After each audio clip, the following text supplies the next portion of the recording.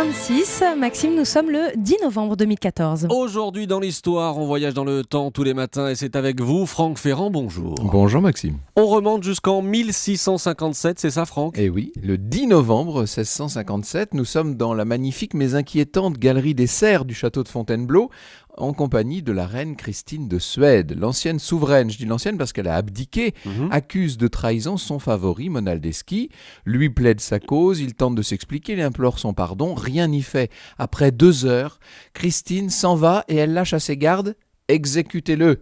Monaldeschi se défend comme il peut. Pendant la passe d'armes, il saisit l'une des lames avec la main, il perd 3 doigts, puis il reçoit plusieurs coups d'épée. Finalement, le nombre a raison de lui, l'un des gardes lui transperce la gorge, il tombe. Il est mort.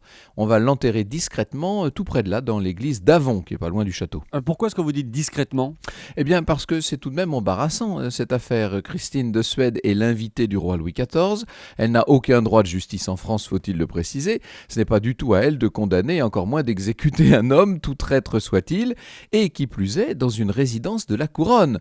Vous voyez que le jeune roi et Mazarin ne savent pas trop comment gérer cette histoire. Ils vont préférer ménager la reine en exil, et l'affaire va en rester là, mais elle défraie la chronique, bien entendu. Alors vous parlez d'un traître, Franck, mais de quoi accusait-elle son écuyer exactement ? Eh bien, Christine, l'ancienne reine de Suède, convoitait en vérité le trône de Naples qui appartenait au roi d'Espagne. Mazarin, d'ailleurs, avait l'intention de lui donner cette couronne de Naples. Or, elle apprend que le fameux Monaldeschi a prévenu les Espagnols de ses intentions.